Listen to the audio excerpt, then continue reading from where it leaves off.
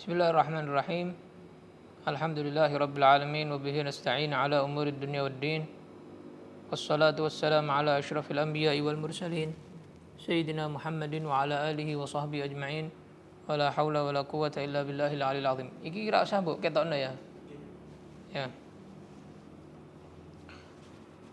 Qala al-musannif al-imam asy-Sya'rani radhiyallahu ta'ala anhu wa nafa'ana bihi wa bi'ulumihi fid dharain amin.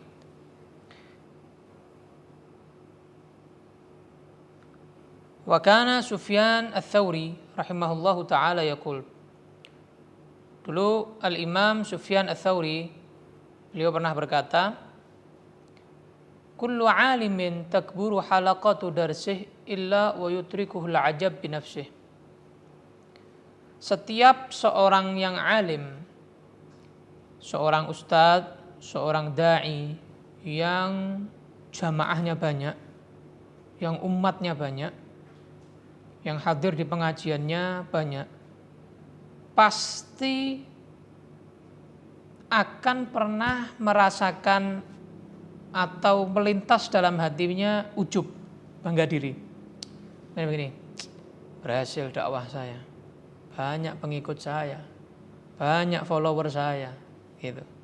Banyak yang repost postingan saya, banyak yang pasang video saya, gitu. Pasti ada terlintas seperti itu. Nah, tinggal bagaimana dia melawan ujub atau sifat bangga dirinya tadi itu. Ada satu kisah, waqad marral Hasan al-Basri ala Tawus rahimahumallahu taala. Al-Imam Hasan al-Basri, pemimpin para tabi'in, pernah lewat majelisnya Imam Tawus. Dua-duanya orang hebat, dua-duanya seorang tabi'in, muridnya para sahabat Nabi. Wa huwa yumlil hadits fil haram. Ada di Masjidil Haram, Imam Tawus ini lagi bicara tentang hadis. Masya Allah, fi halaqatin kabirah, yang hadir itu jamaahnya banyak, ribuan. Imam Hasan al-Basri maju ke depan, menghampiri Imam Tawus. Faqaruba minhu wa qala lahu fi udhunih, bisik-bisik sama Imam Tawus yang lagi ceramah ini, yang didengar sama orang banyak. Imam Hasan al-Basri bilang, bisik Imam Tawus bilang gini, in kanat nafsuka tu'jibuka faqum min hadzal majlis. Tawus, kan temannya, kalau saat ini kamu merasa diri kamu hebat karena yang mendengarkan ilmu kamu banyak, berdiri sekarang kamu, percuma. Digituin sama Imam Hasan al-Basri. Mungkin kalau sekarang ada ulama gituin mungkin marah dia. Kamu nuduh saya ujub ya, kamu nuduh saya sombong, saya lebih baik dari kamu. Mungkin kalau sekarang begitu. Orang dulu lihat insafnya, murah hatinya, dan merasa dirinya itu gak ada apa-apa. Ketika dinasihati, nerima mereka. Kalau sekarang kan gak, salah-salahan. Ulama A dengan ulama B salah-salahan. Kalau dulu enggak. Para tabi'in lihat, ibarat saya pertengahan ceramah, ada teman saya, ulama lain, datang ke saya, bisik saya, Muhammad Al-Mutahhar, kalau kamu sekarang bangga di streaming begini, yang lihat banyak, diri sekarang, pergi. Itu saya sakit hati atau enggak? Kalau saya sakit hati, berarti ikhlasnya saya kurang. Berarti saya enggak lillahi ta'ala. Ada tendensi lain, ada tujuan lain. Riya, pasti. Ujub, pasti. Kenapa? Sakit hati, dinasihati itu sakit hati. Tapi ketika saya seperti ini, kejadian Imam Hasan al-Basri dengan Imam Tawus. Imam Tawus langsung faqama Tawus fauran, berdiri langsung. Dibisikin begitu, berdiri Imam Tawus. Tidak ada rasa gengsi atau merasa, enggak, saya enggak ujub kok, saya enggak riya kok, saya ikhlas kok, enggak. Luar biasa, orang zaman dulu luar biasa. Wa qad marra Ibrahim bin Adhama ala halaqati Bishrin al-Hafi rahimahumallahu ta'ala. Pernah juga kisah lain, dua ulama hebat juga, Imam Ibrahim bin Adham dengan Imam Bishr al-Hafi. Imam Bishr al-Hafi lagi ceramah, lagi ngajar, menyampaikan ilmu. lewat temannya ini, Imam Ibrahim bin Adham lewat majelisnya, lewat pengajiannya. Fa ankara alaihi likibari halaqati darsih. Imam Ibrahim bin Adham ingkar sama Imam Bishr. Kamu terlalu banyak yang hadir ini. Yang hadir banyak itu biasanya kita kan tambah seneng. Wah, seorang ustadz yang hadir banyak tambah seneng. Alhamdulillah, pengajiannya tambah ramai. Yang dengerin ilmu tambah banyak. Ini malah ingkar. Imam Ibrahim bin Adham ingkar. Dan bilang, waqal, "Lau kanat hadhil halaqah li ahad minas sahabah, ma amina ala nafsih al-ujub." Bishr, katanya Imam Ibrahim. Bishr, ini nih, kalau di zaman sahabat Nabi nih, majelis kayak kamu ini yang ramai yang datang ini, para sahabat aja nggak kuat ujub, kok kamu gituin. Sahabat aja nggak kuat, kok kamu? Maka Masya Allah, menerima nasihat dari temannya itu diterima oleh Imam Bishr al-Hafi rahimahumallahu ta'ala. Waqad kana Sufyan ats-Tsauri rahimahullahu ta'ala la yatruku ahadan yajlisu ilaih illa nahwa thalathati anfus. Imam Sufyan ats-Tsauri itu tidak mau majelis lebih dari 3 orang. Ini sudah berapa ini? Imam Sufyan ats-Tsauri 3 orang. Lebih dari 3 orang enggak mau. 3 orang beliau ngisi ilmu. Lebih dari 3 enggak mau. Takut apa? Ujub. Takut merasa banyak yang hadir majelis saya. Takut begitu. Seorang hebat. Faghafala yauman fara'al halaqah qad kaburat. Masya Allah. Sampai suatu saat Imam Sufyan ats-Tsauri itu terlena, lalai. Sampai yang hadir itu ribuan. Beliau lupa kalau beliau tuh gak suka banyak-banyak. Sampai beliau lalai karena senang itu. Tambah banyak. Sampai beliau subhanallah disadarkan oleh Allah subhanahu wa ta'ala. Faqama fazi'an. Dia berdiri. Takut. Waduh, terlalu banyak ini. Saya tidak kuat ini jaga hati. Terlalu banyak ini. Waqal ukhidna wallah walam nash'ur wallah. Ini saya lagi dihukum ini. Saya tidak kerasa ini. Lupa saya, kok sampai segini yang hadir ini? Kok sampai banyak segini? Lau adraka Amirul Mukminin Umar radhiyallahu anhu mithli wa huwa jalis fi hadzal majlis la aqamah. Wa qala mithluk la yasluh lidzalik. Ini majlis saya ini kata beliau, Sufyan ats-Tsauri. Kalau seandainya Sayyidina Umar bin Khattab masih hidup sekarang, melihat majelis saya akan diberdirikan paksa. Dan saya akan dibilang sama Sayyidina Umar bin Khattab, kayak kamu nih, orang-orang seperti kamu, kayak ente nih, tidak bisa hatinya kuat untuk jaga hati orang yang hadir sekian. Masya Allah. Ya justru yang majelisnya orangnya sedikit-sedikit itu malah yang paling enak bisa gampang jaga hatinya.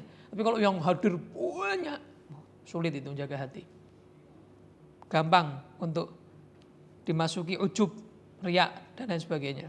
Ini kelas-kelas mereka ini, kelas-kelas tabi'in ini. Wa kana rahimahullahu ta'ala idza jalasa li imla'il hadits yajlisu marbu'an khaifan. Beliau Imam Sufyan ats-Tsauri ini kalau lagi duduk menjelaskan tentang hadis, beliau ahli hadis. Itu beliau duduk dalam keadaan seperti orang yang ketakutan. Orang yang ketakutan. Wa kanatis sahabah tamurru alaih. Kalau beliau lagi ngisi hadis, ngajar tentang hadis, ada awan lewat di atasnya. Awan ya, awan biasa awan. Fayaskut. Beliau diem. Gak berani lanjut. Sampai hatta tamur.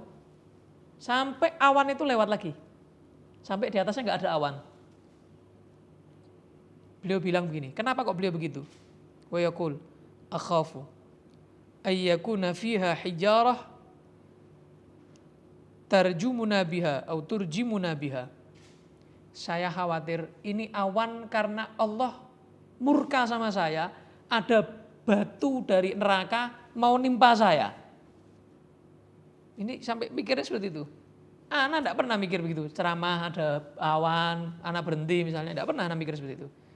Ini Imam Sufyan Ats-Tsauri, seorang tokoh yang luar biasa, sampai begitu, khawatir.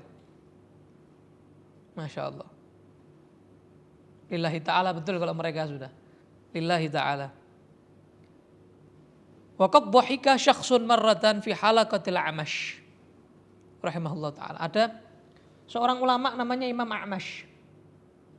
Ini sekalian kalian cari apa? Sekalian kalian banyak tahu ya tentang nama-nama ulama ya.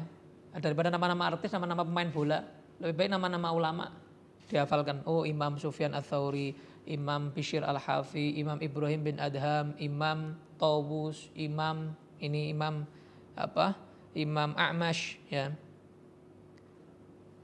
Ada seorang ulama namanya Imam A'mash. Imam A'mash ini lagi majelis, lagi ngajar gitu. Lagi ngajar. Ketika beliau lagi ngajar, ada satu orang ketawa. Kalau kita kan biasa begitu ya. Majelis, pengajian, ada orang ketawa, biasa.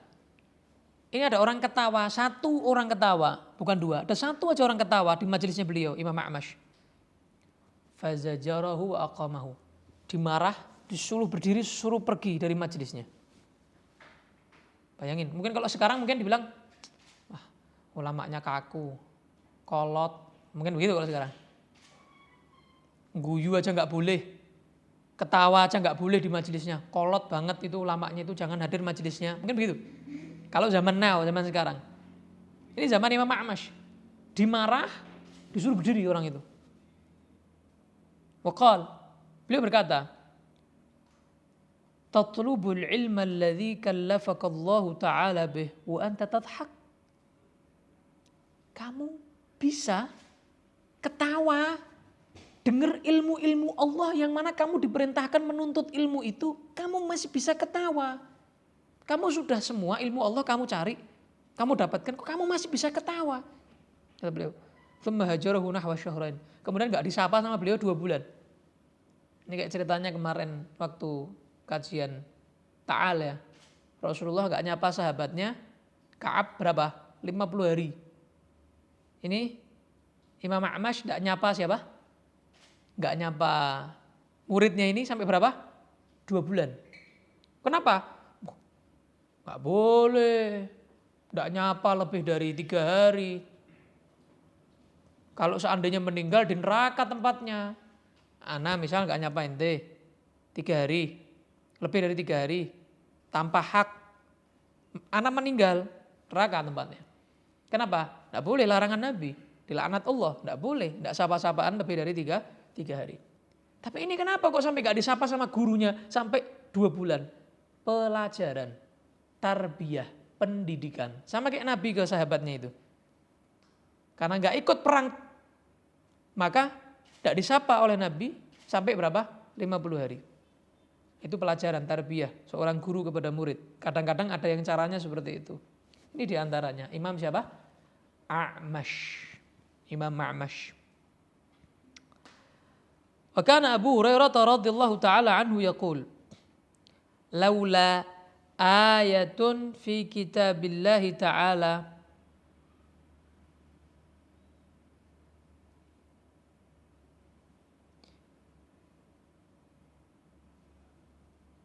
Imam Abu Hurairah, sahabat Nabi, Sayyidina Abu Hurairah radhiyallahu ta'ala anhu, beliau berkata, kalau bukan karena ayat firman Allah Ta'ala ini, ayat ini, innalladzina yaktumuna ma anzalna minal bayyinati wal huda. Ya, surat Al-Baqarah ayat 159. Ya, ayatnya begini, sesungguhnya orang-orang yang menyembunyikan ma anzalna minal bayyinat, apa yang kami Allah turunkan daripada bukti-bukti yang jelas, wal huda dan petunjuk. Mim ba'di ma bayyanahu lin-nasi fil kitab. Setelah kami jelaskan kepada mereka, pada manusia, fil kitab, dalam kitab itu, dalam Al-Quran.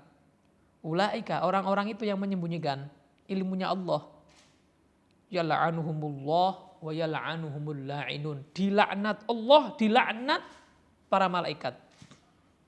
Jadi kalau ada orang menyembunyikan ilmu, dilaknat Allah, dilaknat para malaikat. Ente tahu ilmu, temen ente nggak tahu, ente kasih tahu. Biar apa? Nggak dapat laknatnya Allah Ta'ala. Kasih tahu. Amar ma'ruf nahi mungkar, kasih tahu. Sesuai kadar dosis ente punya ilmu seberapa, kasih tahu. Kalau ente nggak tahu, wallahu a'lam, saya nggak tahu. Nah, kata Imam Abu Hurairah, kalau bukan karena ayat ini, saya tidak mungkin nyampaikan ilmu. Nggak berani saya. Karena saya ya, beliau merasa beliau masih belum bisa mengamalkan ilmu secara sempurna. Bayangin kita, saya lah, berani menyampaikan ilmu, kitab-kitab macam-macam. Baik dari Al-Quran, hadis, fikih, tasawuf, dan lain-lain. Padahal saya sendiri belum bisa mengamalkan itu semuanya. Saya berani menyampaikan ilmu kepada kalian semuanya. Ini aja Imam Abu Hurairah nggak berani. Beliau bilang, kalau bukan karena ayat itu, saya nggak berani ceramah, saya nggak berani ngajar, saya nggak berani nyampaikan ilmu ke orang-orang. Kenapa? Saya aja belum bisa ngamalkan semuanya. Itu kelasnya sahabat tuh ya. Imam Abu Hurairah radhiyallahu taala anhu. Qal walamma taraka Sufyan ats-Tsauri radhiyallahu anhu at-tahdits.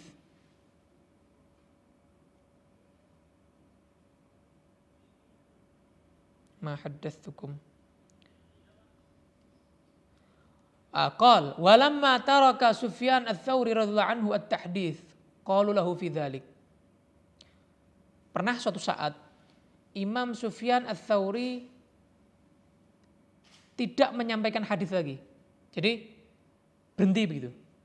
Biasanya beliau menyampaikan hadis, menyampaikan ilmu hadis, menyampaikan sabda-sabda Nabi Muhammad SAW, hadis yang jumlahnya ratusan ribu, sampaikan sama beliau. Pernah suatu saat beliau itu berhenti begitu. Berhenti. Qalu lahu fi dzalik, ditanya sama orang-orang, kenapa engkau kok sekarang nggak pernah lagi buat pengajian, menyampaikan hadis? Faqal, dijawab sama Imam Sufyan ats-Tsauri. Kenapa beliau memberhentikan majelisnya? Wallahi, demi Allah, kata Imam Sufyan ats-Tsauri. Lau a'lamu anna ahadan minhum yatlubul ilma lillahi ta'ala la dhahabtu ila manzilih wa lam ut'ibhu. Demi Allah, kata Imam Sufyan ats-Tsauri, kalau seandainya saya tahu orang yang hadir di majelis saya ada satu saja yang dia menuntut ilmu karena Allah, gak perlu saya buat majelis, rumahnya saya datangi, dia gak bakal saya buat capek untuk datang ke tempat saya yang datang ke rumahnya, saya yang nyampaikan hadis ke dia, kalau memang nuntut ilmu karena Allah. Maksudnya apa? Berarti percuma saya buat majelis yang datang banyak, ribuan, tapi gak ada yang nuntut ilmu karena Allah, riak semuanya, ujub semuanya, percuma gitu. Yang penting ikhlas. Ini Imam Sufyan ats-Tsauri. Waqad qila marratan li Sufyan bin Uyainah rahimahullahu taala.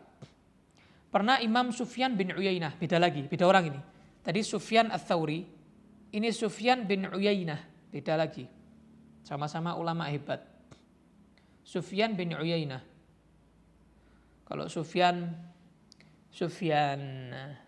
bin Uyainah ini, beliau hafal Al-Quran umurnya 4 tahun.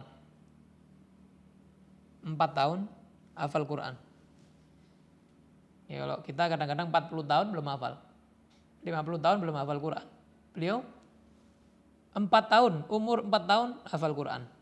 Hafal Al-Quran. Beliau pernah ditanya, ala tajlisu fatuhaddithuna. Wahai Syekh, kenapa engkau ini enggak buat majelis, duduk bersama kami, menyampaikan ilmu kepada kami tentang ilmu hadis? Faqal, dijawab sama beliau Imam Sufyan bin Uyainah, wallahi ma arakum ahlan li an uhadditsakum Demi Allah kata beliau, saya tidak melihat pada diri kalian ini yang minta majlisan ini keahlian untuk saya menyampaikan hadis kepada kalian. Wala ara nafsi ahlan an tasma'u minni. Saya juga tidak melihat diri saya mampu menjaga hati ketika menyampaikan ilmu kepada kalian. Wa ma mithli wa mithlukum illa kama qalal qail. Orang seperti saya sama orang seperti kalian itu seperti ini peribahasanya. Iftadihu fastalihu. Dah. Bisa ibaratnya begini. Sama, kita ini sama.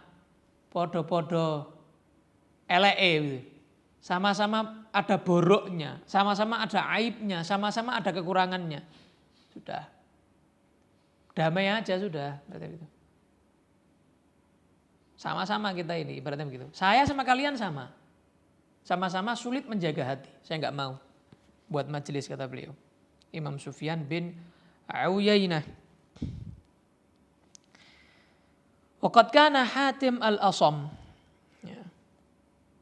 Dulu ada seorang ulama namanya Hatim al-Asam. Nah ini beda lagi namanya. Namanya Hatim al-Asam. Asam itu yang tuli, itu julukan buat beliau. Ceritanya begini. Imam Hatim ini beliau lahir tahun 237 Hijriah. Masih generasi salaf ya. 237 Hijriah.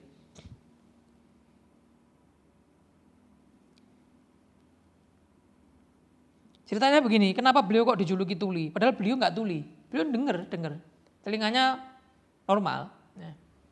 Kenapa beliau dijuluki orang yang tuli? Iya, beliau itu jualan di pasar. Beliau jualan di pasar, ada seorang perempuan beli sama Imam Hatim. Ketika beli, kelepasan perempuan ini kentut. Perempuan ini apa?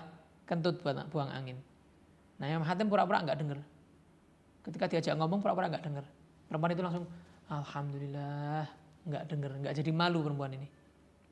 Nah laki-laki itu si Hatim ini pura-pura tuli sampai perempuan itu meninggal.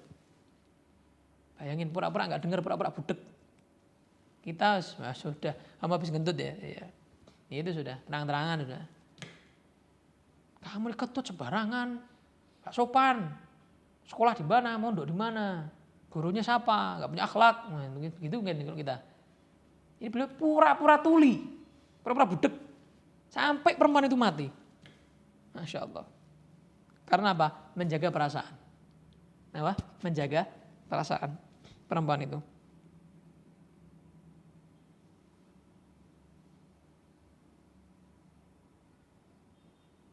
Hatim al-Asam. Beliau dijuluki Imam Luqmanul Hakim umat Nabi Muhammad. Kan Luqmanul Hakim kan yang di dalam Al-Quran kan zaman dahulu kalah. Sebelumnya Nabi Muhammad. Nah umat ini umatnya Nabi Muhammad punya enggak sosok seperti Luqmanul Hakim? Ada. Siapa beliau? Hatim al-Asam. Imam Hatim al-Asam. Yang orang yang berpura-pura tuli. Imam Hatim. Ada lagi. Diceritakan dalam kitab Ihya Ulumuddin itu ada seorang yang pura-pura lagi. Ini orang yang pura-pura. Pura-puranya tapi bagus. Kalau ini orangnya pura-pura buta. Jadi ceritanya begini. Sudah ngelamar seorang perempuan. Mau menikah. Perempuannya cantik. Terus tiba-tiba perempuannya mendekati hari akad. Hari ijab kabul. Perempuannya kena cacar. Kena penyakit kulit gitu. Sampai kulitnya rusak. Nah perempuannya ini khawatir, aduh dibatalin ini, cancel ini, akadnya ini nggak jadi nikahin saya sekarang nggak bisa dilihat lagi sudah, kulitnya rusak, mukanya rusak semuanya sudah, dari cantik sampai rusak. Subhanallah, laki-laki itu dengar kabar, mereka khawatir mau dibatalin sama dia pura-pura buta, tidak kelihatan. Maka keluarga sana senang, alhamdulillah buta tidak kelihatan. Perempuannya juga alhamdulillah tidak kelihatan kalau saya tuh kulitnya rusak. Pura-pura buta, menikah itu loh, satu ranjang, satu kamar, pura-pura buta selama 20 tahun.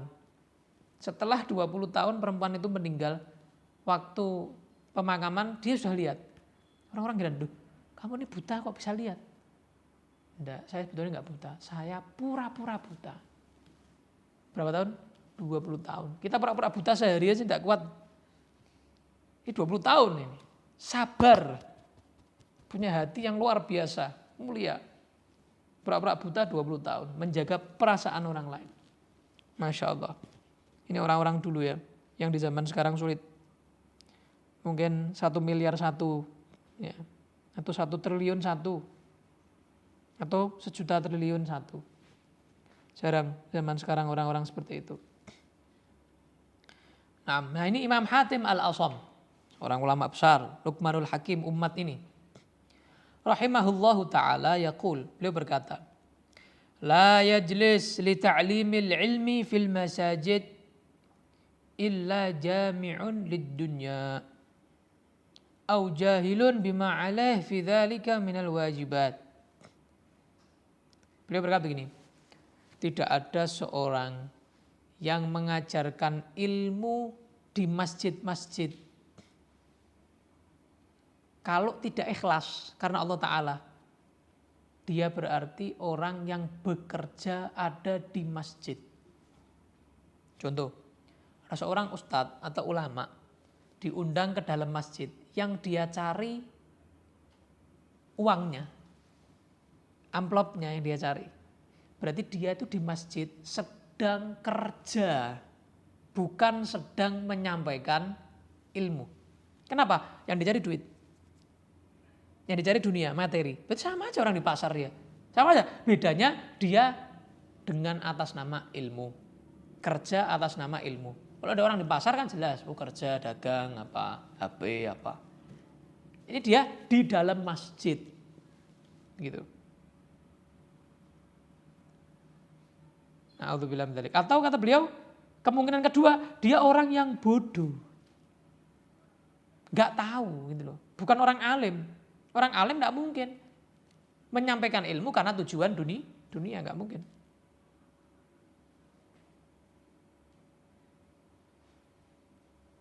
Wa kana Abdullah ibnu Abbas radhiyallahu anhuma ma'a jalalatih minal ilm. Dulu sahabat Nabi, sepupu Nabi, Sayyidina Abdullah bin Abbas radhiyallahu anhuma, padahal beliau seorang yang ilmunya luar biasa, didoakan sama Nabi, diakui sama Nabi, diakui sama sahabat. Idza faragha min tafsirih lil Quran. Beliau kalau sudah selesai majelis tafsir Quran, beliau kan ahli tafsir Quran, ahli Al-Quran. Didoakan sama Nabi, Allahumma faqihhu fid din wa 'allimhu ta'wil. Doakan sama Nabi Muhammad, ya Allah, mudah-mudahan Ibnu Abbas, sepupunya Nabi ini, Abdullah bin Abbas, diberi pemahaman yang luas dalam agama dan diberikan ilmu ta'wil Al-Quran. Makanya Imam Abdullah bin Abbas luar biasa ilmu Qurannya. Nah beliau kalau selesai majelis Al-Quran, selesai menjelaskan tentang tafsir Al-Quran, beliau berkata di akhir majelisnya begini, yaqul, ikhtimu majlisana bil istighfar. Ayo bareng-bareng yuk istighfar bersama-sama yuk. Seakan-akan habis melakukan dosa. Padahal habis bahas Al-Quran. Istighfar. Kenapa? Takut ada dari hatinya yang tidak ikhlas. Takut mungkin ada salah satu perbuatan di majelis yang tidak diridhoi Allah. Ya, atau ada kesalahan. Istighfar bareng-bareng. Gitu. Radhiyallahu ta'ala anhu. Imam Abu Hurairah. Imam Ibnu Abbas. Ya, Abdullah bin Abbas. Radhiyallahu anhuma. Sepupu Nabi.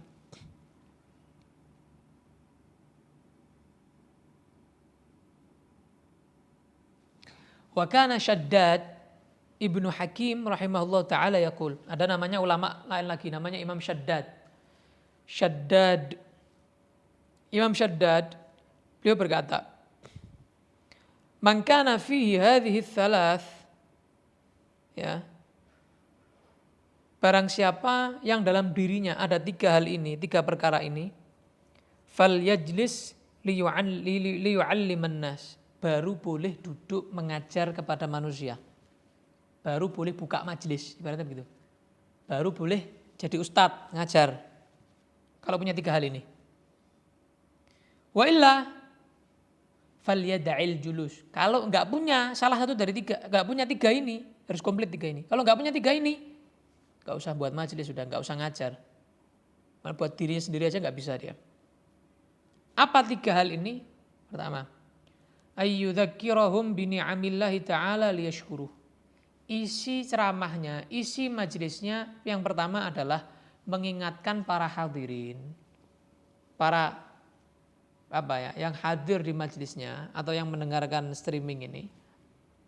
Untuk apa? Mengingat-ingat nikmat-nikmatnya Allah yang tak terhingga sehingga mereka jadi orang yang bersyukur. Itu yang pertama. Isi ceramah, isi pengajian yang bagus itu tiga ini. Yang pertama itu mengingatkan tentang nikmat Allah sehingga mereka bersyukur. Yang kedua, wa bidzunubihim liyatubu minha. Yang kedua mengingatkan dosa-dosanya mereka. Itu dosa, ini dosa A B C D E, semua dijelaskan dosa, mungkar, bid'ah, diingatkan mereka. Supaya apa? Bertaubat. Ini yang kedua, isi ceramah yang bagus yang kedua. Yang ketiga, wa bi'aduwihim iblis liyahdharu minhu, dan mengingatkan mereka, memperingatkan mereka bahwa ada musuh iblis, musuh syaitan. Supaya mereka apa? Berhati-hati, waspada dengan iblis syaitan ini. Iya, cuma itu. Kata beliau, isi pengajian yang bagus cuma tiga. Mengingatkan nikmat Allah supaya bersyukur, mengingatkan dosa supaya bertobat, mengingatkan mereka punya musuh yang nyata yaitu adalah iblis.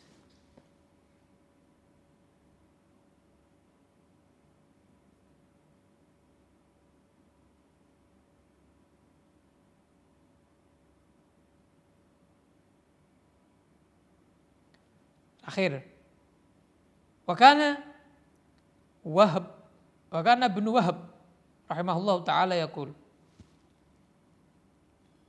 Berkata Imam Ibnu Wahab rahimahullah, beliau berkata, Sa'altul Imam Malikan radhiyallahu anhu 'anir rasikhin fil ilmi manhum. Beliau muridnya Imam Malik bin Anas, mazhab Maliki. Saya pernah tanya kepada Imam Malik bin Anas tentang dalam ayat Al-Quran Allah menyebutkan warrasikhuna fil ilmi, orang-orang yang kokoh ilmunya. Siapa mereka orang-orang yang kokoh ilmunya yang Allah maksud dalam Al-Quran? Faqala, dijawab oleh Imam Malik bin Anas, humul amiluna bil ilm, mereka orang-orang yang mengamalkan ilmu. Bukan orang yang paling pinter tapi gak ngamalkan ilmu, enggak. Jadi kalau kamu pengen tahu ilmunya seorang ustadz yang kokoh ilmunya, siapa? Dilihat. Dia mengamalkan ilmunya enggak? Habib kah, kiai kah, gus kah, ustadz kah, syekh kah, apalagi guru kah, semuanya lah. Dilihat. Dia mengamalkan ilmu enggak? Sesuai enggak sama ilmunya yang dia sampaikan? Dia bilang, ini haram, tapi dilakukan. Bukan, berarti enggak kokoh ilmunya. Enggak rasikh. Tapi kalau dia nyampaikan A sesuai A, nyampaikan B sesuai B, nyampaikan haram dia nggak ngelakukan, nyampaikan hak dia lakukan, yang batil dia tinggalkan, hak batil. Berarti dia adalah orang yang ilmunya kokoh, versi Al-Quran kokoh. Walaisa syai'un, Imam Malik melanjutkan, a'azza minal ilm, tidak ada sesuatu yang lebih mulia dari ilmu. Apa yang lebih mulia dari ilmu? Enggak ada. Duit, rumah, harta, mobil, keluarga, semuanya. Paling mulia di dunia ini adalah ilmu. Enggak ada yang lebih dari ilmu. Ilmu. Li'anna sahibahu yahkumu bihi 'alal muluk. Karena para ulama itu seharusnya dia bisa menasihati pemerintah. Ulama itu bisa mengingatkan pemerintah ketika pemerintah salah. Atau kerajaan. Atau khilafah, seorang khalifah. Ulama yang bagian penasihat. Menasihati mereka. Dan itu tidak didapatkan oleh seorang raja atau pemerintah. Kenapa? Mereka gak punya ilmu. Tapi ulama siapapun bisa. Dinasihati sama dia. diatur sama dia karena dia ulama. Waqad qila li Ibnul Mubarak rahimahullah, manin nas indak. Pernah ditanya Abdullah Ibnul Mubarak rahimahullah, siapa manusia menurut kamu? Manusia itu siapa sih? Manusia yang sejati ya maksudnya. Siapa menurut kamu manusia itu siapa? Manusia. Kalau kita manusia ya semua manusia. Kalau beliau menjawab, faqala, manusia yang sejati adalah al-ulama'ul 'amilun al-mukhlisun. Para ulama yang mengamalkan ilmunya yang ikhlas lillahi ta'ala. Itu manusia. Itu manusia kata beliau. Itu baru manusia. Qila lahu, ditanya lagi. Famanil muluk. Terus kalau begitu, siapa raja? Raja itu siapa? Menurut kamu raja itu bagaimana? Qal, raja adalah bukan yang istananya besar, yang mobilnya di mana-mana dijemput, dikawal, yang pakai mahkota, yang ada permaisurinya apa? Enggak. Dijawab beliau, az-zuhad fid dunya. Orang-orang yang zuhud daripada dunia, gak cinta dunia, itu raja. Dia disogok, nggak bisa. Dia nggak butuh kok. Apa? Duit, sirna. Buat apa? Sogok mau? Nggak mau dia. Ini raja sesungguhnya. Tapi kalau dia punya mobil banyak, punya rumah banyak, megah, ya, punya ini, punya itu, emas rekeningnya banyak isinya, tapi disogok bisa. Korupsi, bukan raja itu. Bukan orang hebat itu. Bukan. Raja itu yang dia itu aziz. Dia itu tidak minta-minta, tidak terima sogokan. Dia nggak butuh sama duniawi. Itu orang-orang seorang raja kata beliau. Qila lahu, tanya lagi pertanyaan yang terakhir yang ketiga. Famanis safalah. Siapa orang yang rendah? Menurutmu siapa orang yang paling rendah? Yang paling rendah. Dijawab, qal. Orang yang paling hina, orang yang paling rendah menurut saya Abdullah bin Mubarak, alladzina ya'kuluna ad-dunya bi'ilmihim wa 'amalihim wa dinihim. Orang yang cari materi, cari duniawi dengan ilmunya, dengan amalnya, dengan agamanya. Wow, agamanya dijual. Agamanya dijual, ilmunya, fatwanya dijual sesuai pesanan. Seperti yang saya sampaikan, kalau zaman dulu pesanan tuh catering, pesan ya, makanan, pesan. Kalau zaman sekarang fatwa bisa dipesan sesuai. Ada duit, ada fatwa. Nah, ini orang yang paling hina menurut beliau. Paling hina di sisi Allah, paling rendah di sisi Allah. Kenapa? Ya bi'u dinahu bi'aradin yasirin minad dunya. Karena menjual agamanya dengan sesuatu yang sirna bakalnya, enggak dia bawa mati. Ya. Na'udzubillah min dzalik. Jadi kita masih dalam bab ikhlas ya.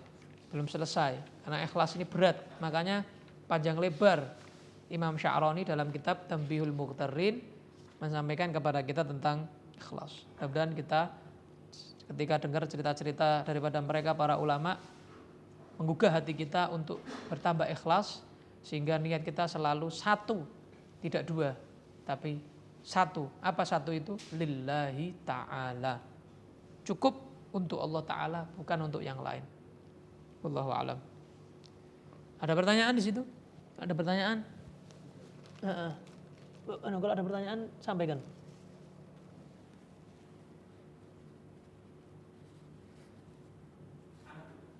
Apa?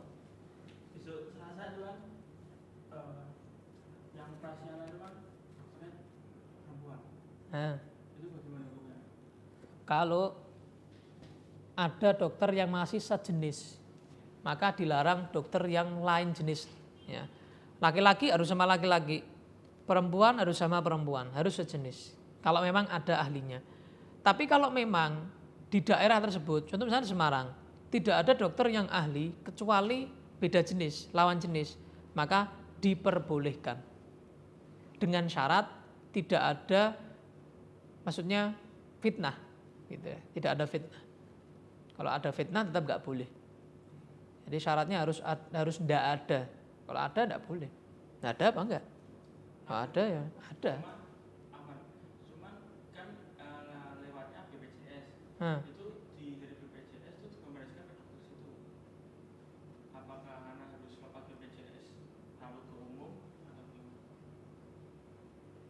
Dokter yang laki ada enggak? Ya laki aja. Laki aja selama ente mampu ya untuk menyelamatkan agama ya tidak apa-apa, keluar duit tidak ada masalah. Kalau ente mampu ya.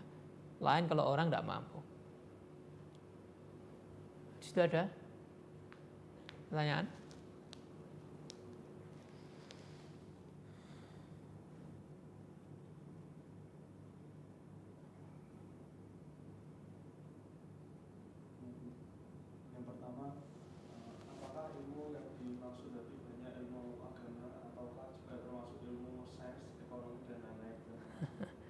Ya, yang dimaksud ulama di sini semuanya itu adalah ilmu agama. Karena ilmu agama itu yang menyelamatkan kita dunia akhirat. Kalau ilmu-ilmu seperti ilmu kedokteran, itu ilmu yang fardu kifayah. Jadi satu aja orang di Semarang misalnya, yang ahli jantung, itu sudah menggugurkan dosa satu Semarang. Satu ahli, apa misalnya? Ahli pembangunan, maka cukup menggugurkan dosa satu Semarang. Tapi kalau satu Semarang nggak ada dokter jantung sama sekali, satu Semarang dosa. Nggak ada dokter umum sama sekali, satu Semarang dosa. Kenapa? Fardu kifayah.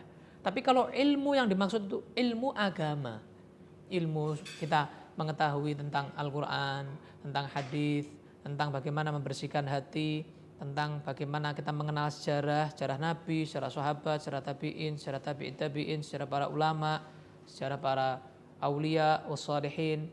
Kemudian ilmu tentang fikih ya, ilmu wudu, bagaimana wudu kita supaya sah, ya, sholat kita, zakat, puasa, haji, umroh, muamalah, jual beli, sewa menyewa, gadai menggadai, hutang piutang, kan itu kan perlu ilmu semuanya. Nah sedangkan kita kadang hutang piutang atau jual beli nggak tahu ilmunya, dosa. Kita sewa menyewa nggak tahu ilmunya, dosa. Ya. Kita muamalah nggak tahu ilmunya, dosa. Sama, kita sholat nggak tahu ilmunya sholat, dosa. Kita muamalah nggak tahu ilmunya, dosa juga sama. Muamalah dan ibadah itu sama, wajib dipelajari bagi orang yang melaksanakannya. Lain kalau ente nggak kerja sama sekali, nggak wajib belajar muamalah. Ente nggak nikah sama sekali, nggak wajib belajar ilmu nikah. Tapi kalau ente mau menikah, wajib mempelajari ilmu tentang nikah. Kenapa? Ente mau memberlangsungkan nikah, harus tahu ilmunya nikah. Begitu. Jadi ilmu yang dimaksud ya itu adalah ilmu agama. Ilmu agama yang setiap orang fardhu ain wajib. Makanya Nabi bersabda, "Thalabul ilmi fardhatun ala kulli muslimin wa muslimatin." Mencari ilmu wajib bagi muslim laki-laki, muslimah perempuan, wajib. Ilmu apa? Agama. Ini yang fardhu ain. Tapi kalau yang tadi itu fardhu kifayah. Yang sipil, yang kimia, biologi, apalagi yang mekanik, yang IT, yang apalagi dokteran, gigi misalnya, gigi, saraf, kulit, apa itu fardu kifayah. Satu aja, satu daerah, satu kota, satu orang cukup. Tapi kalau ilmu agama nggak bisa. Misalnya satu orang tahu ilmu sholat, yang lain gugur kewajibannya enggak. Semuanya wajib belajar ilmu tentang sholat, tentang wudhu, semua individu kalau ilmu agama.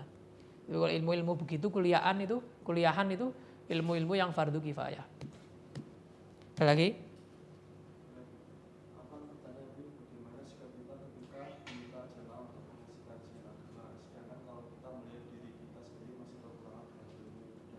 Kalau ente bukan kapasitasnya seorang pengisi, jangan ngisi. Kalau hanya sharing aja. Jangan sampai pengisi acara. Akhirnya ente ditanyai ilmu, ditanyai sesuatu yang ente nggak tahu, ente malu. Akhirnya ente jawab. Akhirnya dhalla fa adhall, sesat untuk diri sendiri, menyesatkan orang lain. Jadi kalau ente hanya orang yang paham tentang sharing pengalaman hidup, ya ente pengalaman hidup aja, jangan sampaikan ilmu. Karena ente bukan kapasitasnya seorang ustadz. Ente bukan ustadz, ada orang nulis nama ente pakai ustadz, wajib ingkar ente. Saya bukan ustadz.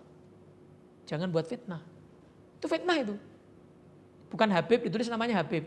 Misalnya ada namanya Jumadi, yang pengisinya adalah Habib Jumadi. Jumadinya diam aja ditulis Habib, dosa.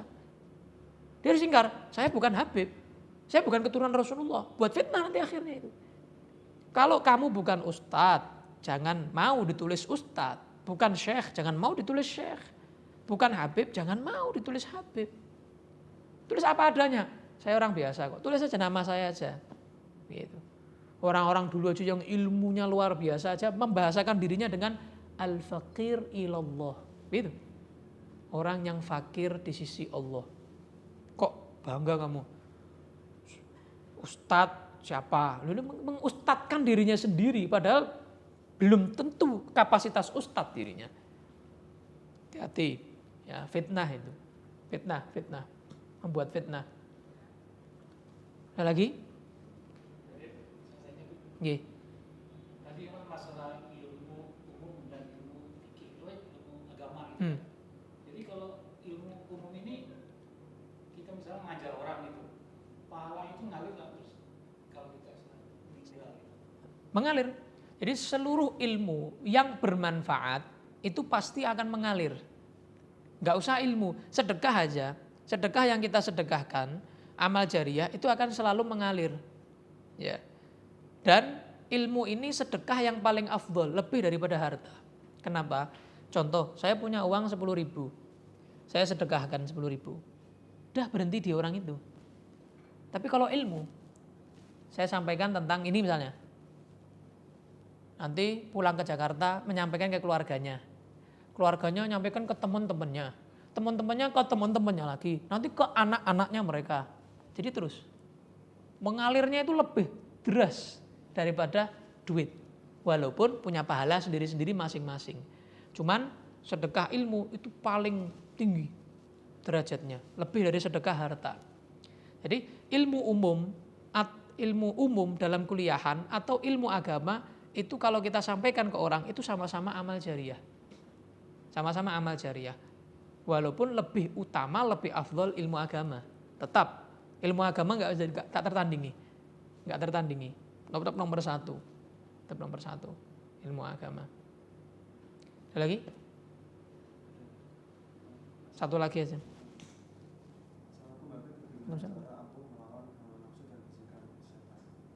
Ya, jadi hawa nafsu dan setan itu berbeda. Kalau hawa nafsu itu musuh dalam diri, jadi internal dalam diri kita. Ya, ibarat kayak HP ada memori internal, ada eksternal. Kalau yang internal itu hawa nafsu dalam dirinya sendiri, dalam dirinya. Tapi kalau eksternal kan bisa kan di luar ya, masuk ke dalam dirinya. Nah, setan itu begitu, eksternal. Jadi dia ini makhluk lain masuk ke dalam diri kita. Gitu ya. Makanya Nabi menggambarkan setan itu yajri min ibni Adam majrad dam. Mengalir dalam diri manusia seperti aliran darah. Itu setan, iblis. Tapi dia makhluk lain, begitu loh. Makhluk lain. Beda kalau hawa nafsu. Hawa nafsu itu siapa? Ya kita sendiri. Nafsunya kita sendiri. Bukan nafsunya orang lain, nafsunya kita sendiri. Itu hawa nafsu.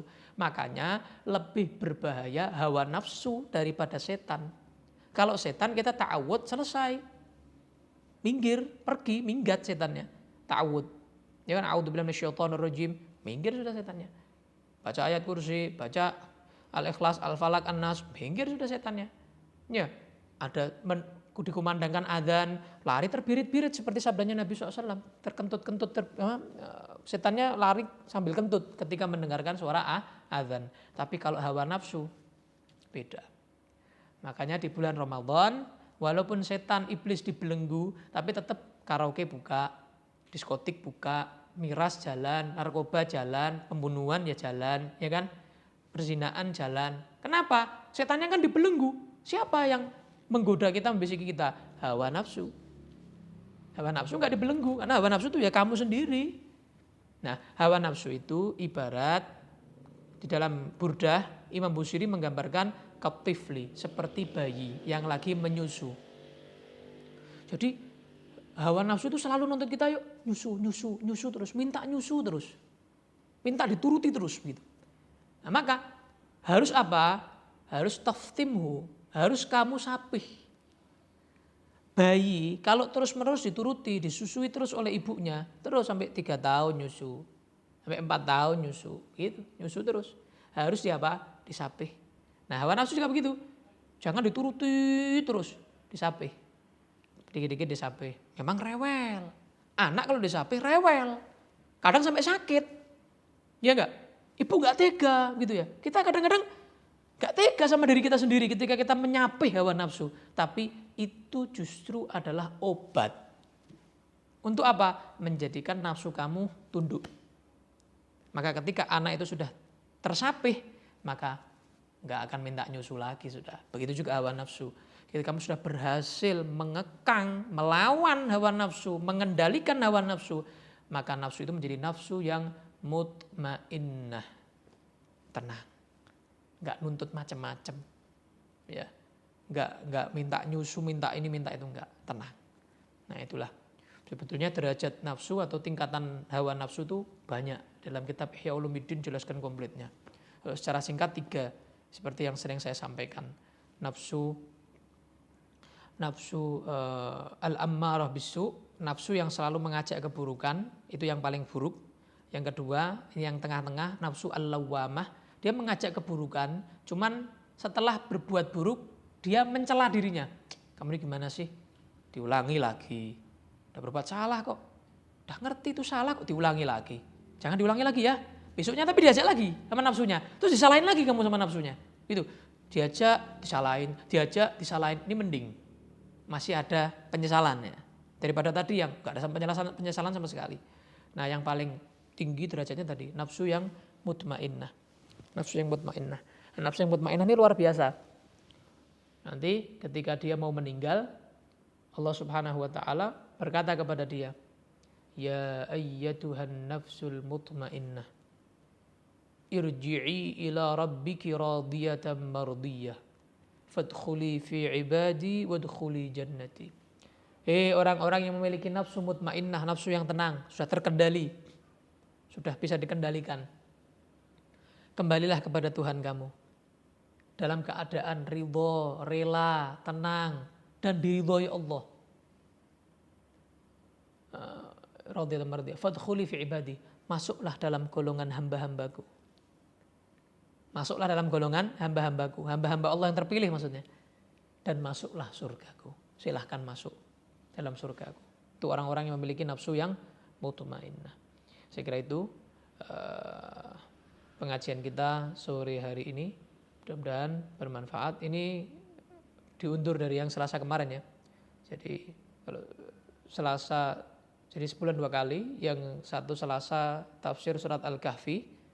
Yang Selasa berikutnya 2 minggu setelahnya tetap kita lanjut kitab Imam Sya'rani. Mengambil berkah dari beliau Imam Sya'rani, kitab yang istimewa, penuh dengan kisah yang menggugah hati, yaitu adalah kitab Tanbihul Mughtarrin. Mudah-mudahan kita dapat berkah Imam Sya'rani, berkah kitab ini, berkah para ulama yang kita sebut namanya barusan. Amin ya rabbal alamin. Sallallahu alaihi wasallam Muhammad wa alihi wasallam. Alhamdulillahirabbil alamin.